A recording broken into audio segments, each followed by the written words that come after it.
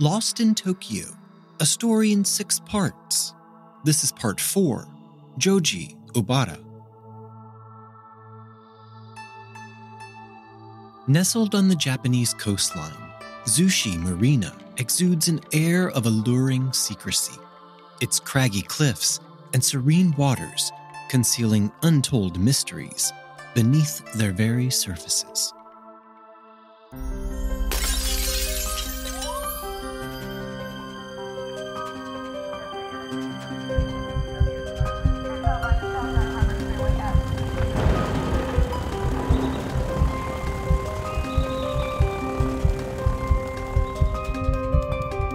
We dance round in a ring and suppose, but the secret sits in the middle and knows.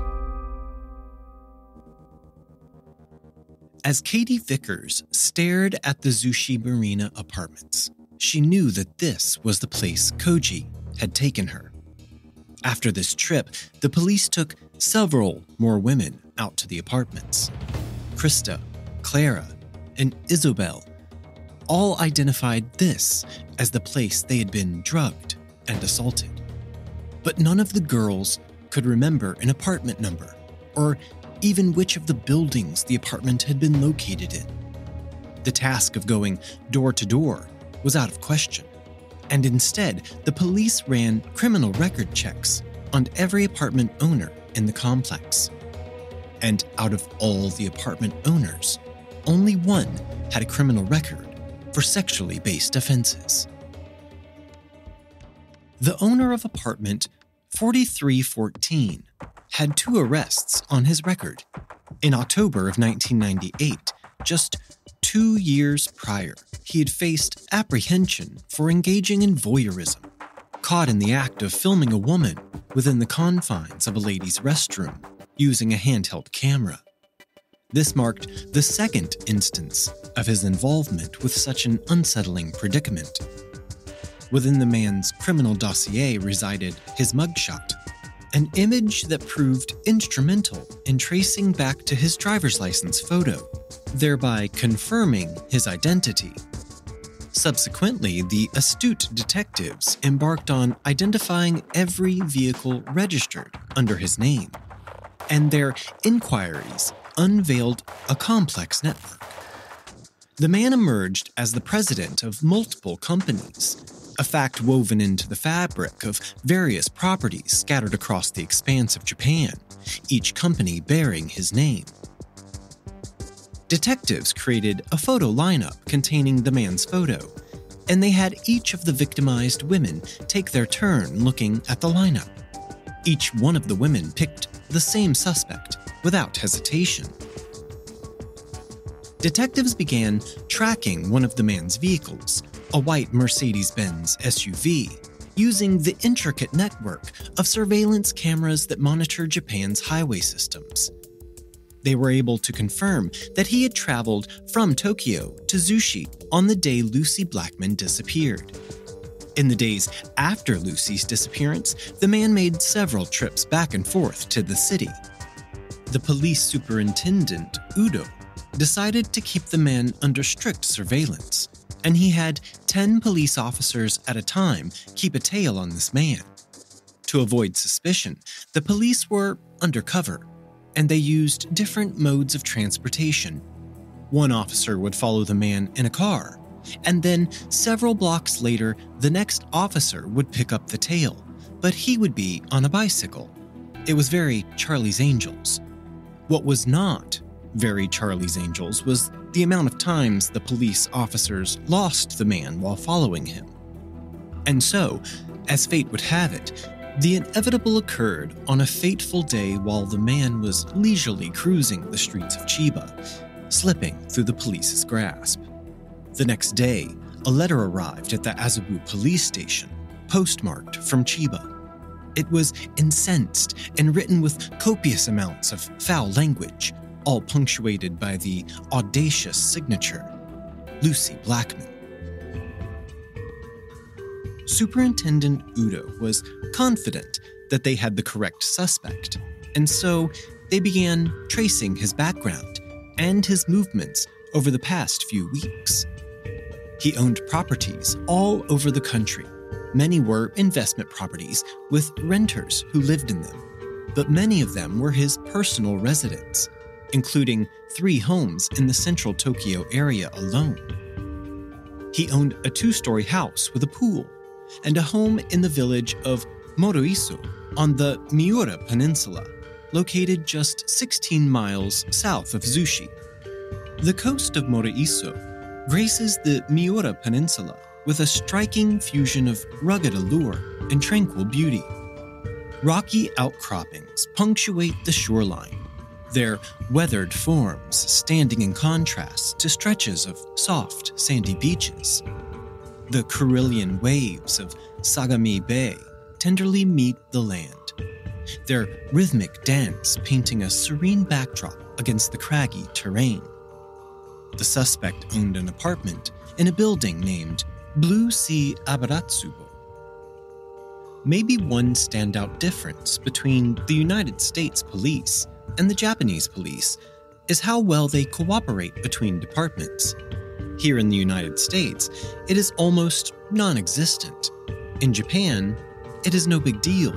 And because of this, when the Tokyo police contacted the Misaki police, they were faced with a story no one was ready to hear.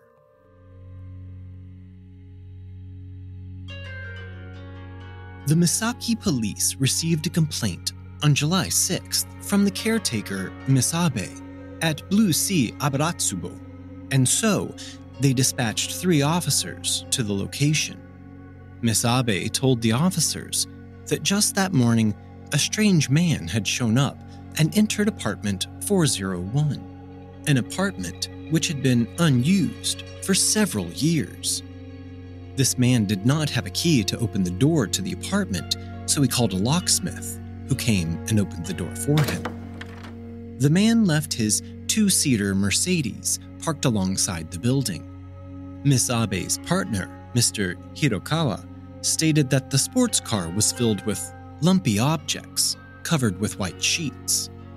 Ms. Abe told the officers that the man was still in apartment 401, and they had heard some unusual noises emanating from the apartment all day.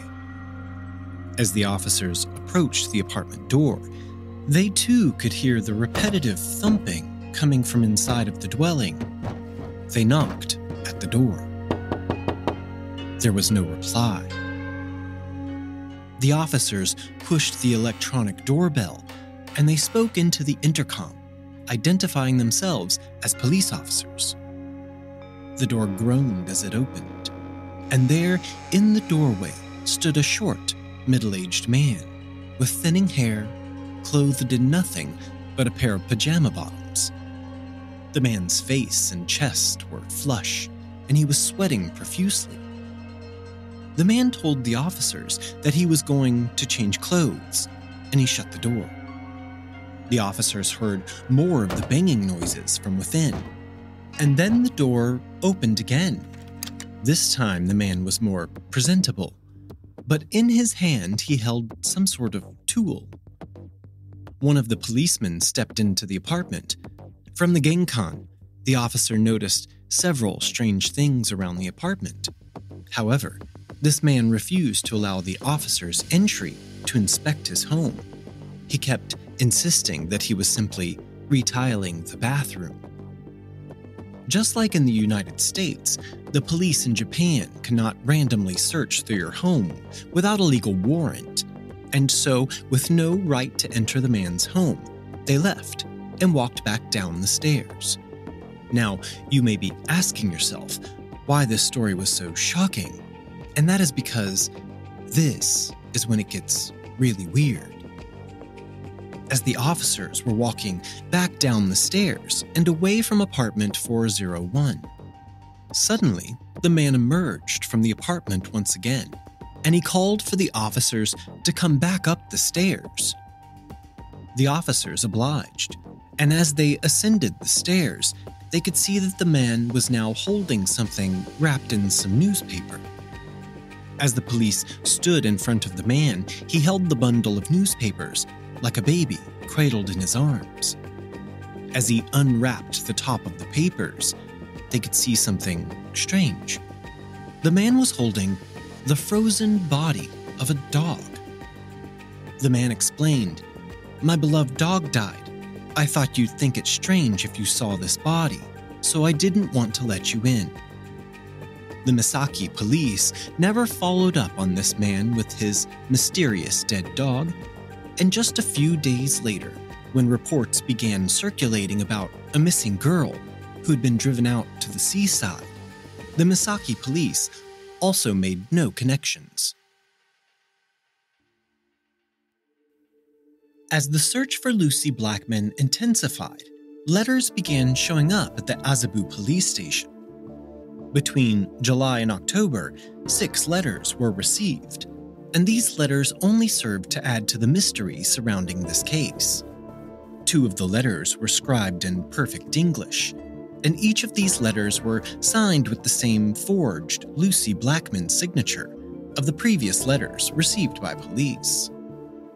One of the letters was written in Japanese, and this letter was 8 pages long. It was supposedly written by an acquaintance of Lucie's, and in this letter, the author explains that Lucie suffered from schizophrenia and that she had multiple personalities. The writer of this letter also goes on to explain that Lucie was drowning in debt, and so she had turned to prostitution in an effort to pay off these debts. At the beginning of October, the police received an envelope which contained 1,187,000 yen, or around $1,200. A letter accompanying this money, and signed once again by Lucie, explained that this money was to be used to pay off all of Lucie's debts. The letter explained that the money was to be given to Lucie's sister Sophie, and Sophie would oversee paying off all of Lucie's outstanding debts. Even with detectives tailing their chief suspect in this case, they were never able to observe him sending these letters, nor had they observed him pulling so much cash from his bank. One thing the police did learn was that on October 1st, this man bought a boat. The man had purchased a 20-foot Yamaha fishing boat for $33,000, and it had been delivered to the Seabornia Marina. This marina was just a few hundred yards from Blue Sea Abaratsubo. The man traveled to a fishing store and purchased an anchor and a lot of rope. He told the shop owner that he needed to be able to anchor the boat in very deep water. Just 10 minutes after the man left the shop, the police entered the store and asked the shop owner to tell them everything that had just happened. Now, Superintendent Udo had something to seriously consider. Why had this man purchased a boat? And why did he need so much rope to anchor the vessel? Udo's educated guess was that the man intended to dispose of Lucie's body out at sea. The suspect was being followed by the police detectives, and the evening of October 11th, he spent the night at one of his homes located just a 10-minute walk from Roppongi Crossing. That evening, Superintendent Udo laid down for bed, knowing that the following morning, his officers were going to arrest this man, and they would finally be able to solve the case of the girl who was lost in Tokyo. Superintendent Udo was awakened by his phone ringing at 3 in the morning. When he answered, he was a bit taken aback by who was on the other end of the line. It was a journalist from the Yomiuri Shimbun, the world's best-selling newspaper. This journalist informed Udo that they were planning on running a front-page story the following morning about the imminent arrest of a suspect in the Lucie Blackman case. Udo knew that his officers needed to react before the morning papers hit the convenience store shelves. At 6 a.m., the officers who had been conducting surveillance on the suspect's apartment observed the man stepping out and making his way to the nearby convenience store.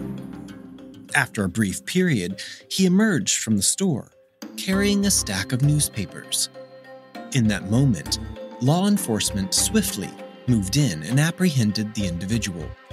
He was taken into custody under suspicion of being involved in the abduction and assault case of Clara Mendez, dated back to March 31st, 1996.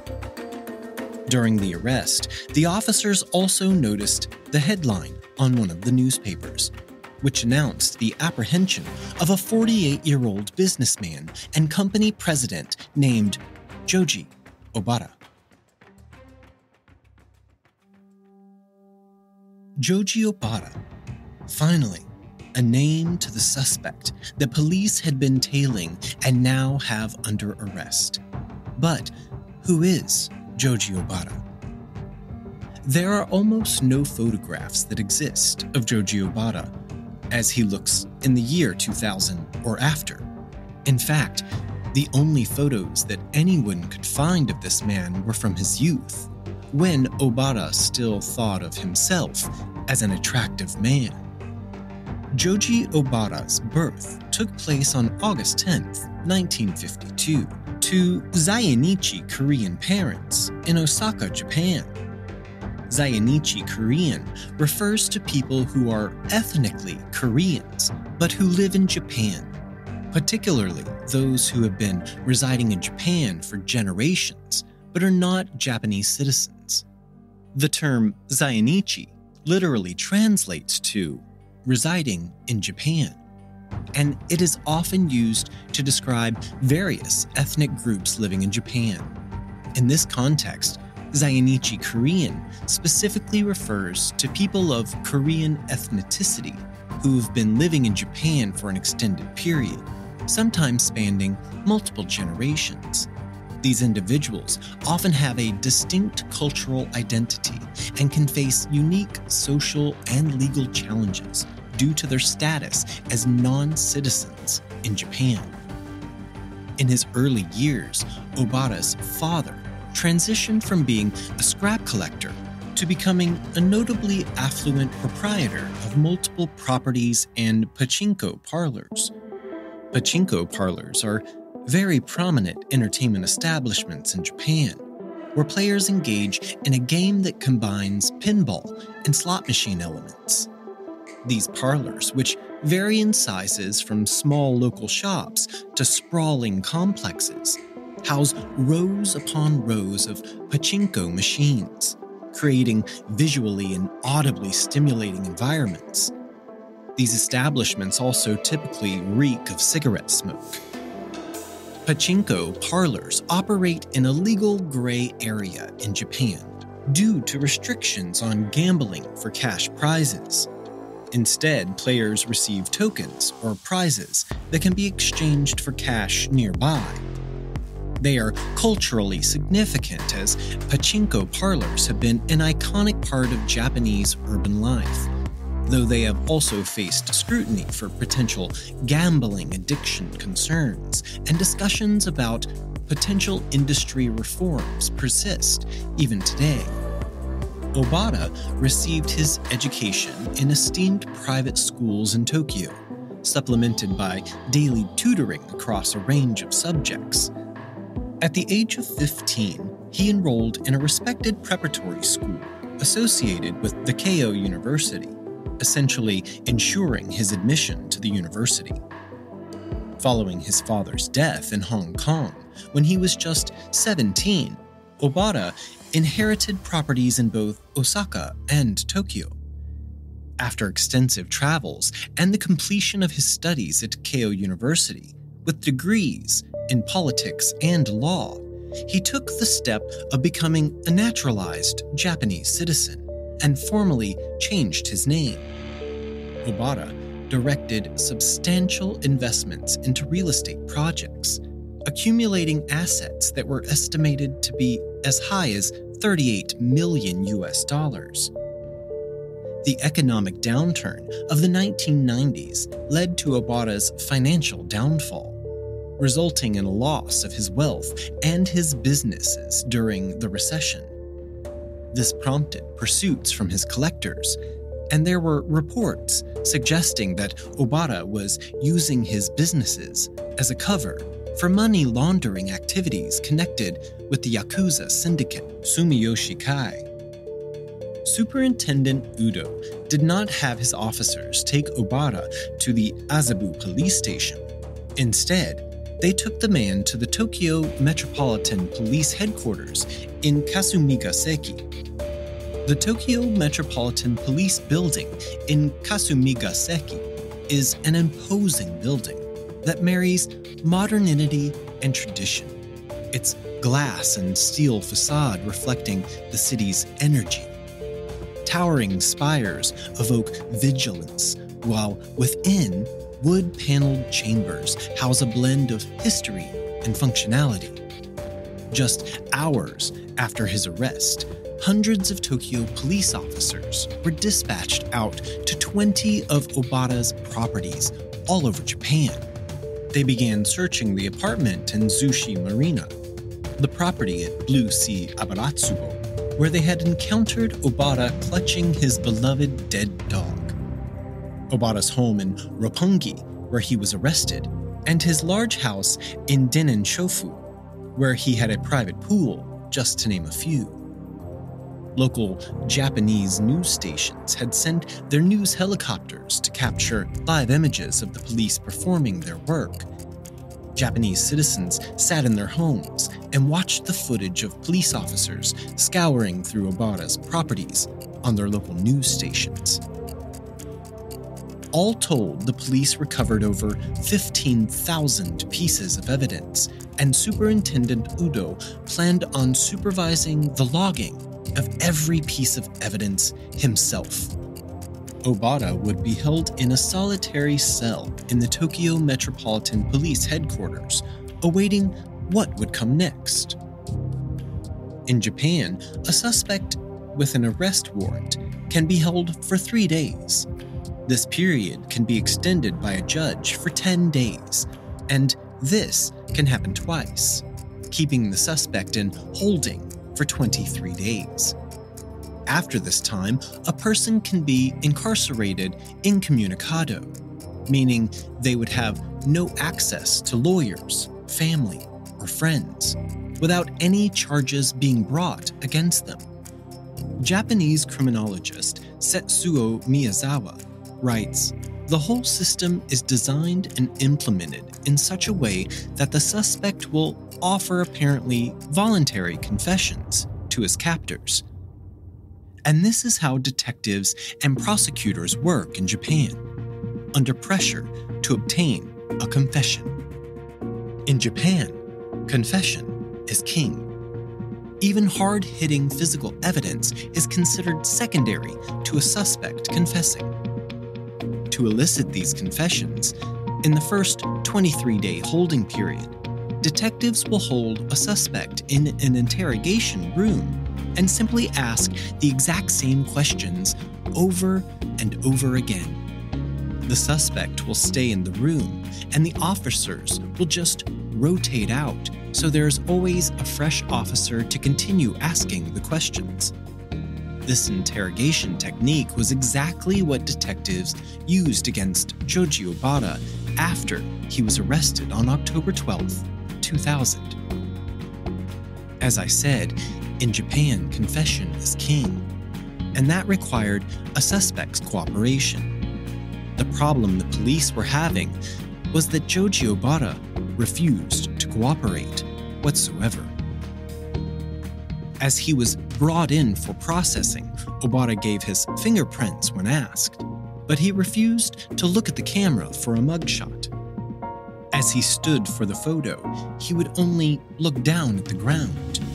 The police could not physically force him to look at the camera, or the photo could look as if he was being tortured by the police. So once again, there was no usable current photos of Joji Obara. Another thing I want you to remember is that Obara does have a law degree, and he understands the law and his rights extremely well, and he is about to prove both of those things to the police. Obara was under arrest for the abduction and assault of Clara Mendez, and according to law, the police have to keep their questioning to that topic alone. The true nature of Obara's arrest was to try and find out what happened to Lucie Blackman. Was he holding her somewhere? Was she still alive? Or had she been killed? But the police could not ask him these questions. Outside of the formal police questions, some of the officers would attempt to have side chats with Obara in which they would bring up Lucie Blackman. However, aside from confirming his name to the detectives, Obara never said a word and spent every moment he was held in the interrogation room invoking his right to remain silent. And this is how things went for 2 weeks. Now the extended holding period was about to expire. Obara would still be held in a detention center while his case was going through the courts. However, they would not be able to continue this style of questioning if they lost Obara to the detention center. So, the detectives came up with a plan. They charged Joji Obara with the rape of Claire Mendez, and then they immediately re-arrested him for the assault on Katie Vickers. And now they could start the entire process of questioning Obara again for another 23 days. The month ticked by. Each day, Obara was questioned by a rotating staff of detectives, and each day, Obara sat in silence, giving up nothing to those detectives. While this took place, thousands of pieces of evidence were being picked through and cataloged in another part of the building. Detectives had to hope they could build a case on evidence if this suspect were to never confess to his crimes. And let me tell you, the evidence in this case was quickly beginning to mount. Detectives had collected a lot of hairs from Obara's Zushi Marina apartment. Those hairs were tested against DNA samples collected from Jane and Tim Blackman. The results came back and confirmed that some of the hairs belonged to Lucie Blackman, so they could confirm that Lucie had been in Obara's apartment. Amid their investigation, detectives also stumbled upon a cache of undeveloped film rolls within the apartment. Within this treasure trove, they uncovered a poignant revelation: the final snapshots ever taken of Lucie Blackman. In 2 of these photographs, Lucie stands poised on the apartment's balcony, the vast expanse of the sea stretching behind her. Across the bay, the town's buildings punctuate the landscape. Lucie is clad in a short black dress, a heart-shaped pendant necklace gracing her neckline. A pair of sunglasses perch atop her head, and in her right hand she clasps a beer. From this frozen moment, an illusion of normality prevails. Police analyzed these photos, and through some detailed recreation techniques, they determined that this photo had been taken on July 1st, 2000, the day that Lucie Blackman disappeared. The next item of interest was a man purse, which are a very common accessory for Japanese men. This bag contained 2 items of interest. One was a gas bill. Scribbled on this gas bill was the phone number of the burner phone used to call Luis and Scott. Remember those phone calls Luis received about Lucie joining a cult? They came from the phone number on this receipt. Also in the bag was a baggie of a mysterious white powder. After testing, the detectives learned that this was a drug commonly known as Rohypnol, which is also known as the date rape drug. Detectives also found a cache of GHB and 13 bottles of chloroform. Next, the police discovered receipts from several shopping trips Obara took on the days following Lucie's disappearance. 20 pounds of dry ice, a large packing box, 3 2-man tents, a folding table, a 7-gallon cooler, 3 bags of cement, a chisel, a hammer, gloves, plastic bags, an axe, a handsaw, and a chainsaw. And then they found the notebooks. Police now have Joji Obara in custody. But where is Lucie Blackman? Will she ever be found, dead or alive? Join us next week on The Secret Sits as we continue our harrowing story. Until then, we dance round in a ring and suppose, but the secret sits in the middle and knows.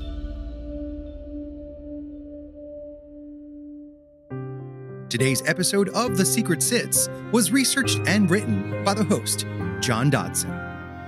All episodes are engineered and mixed by me, Gabriel Dodson.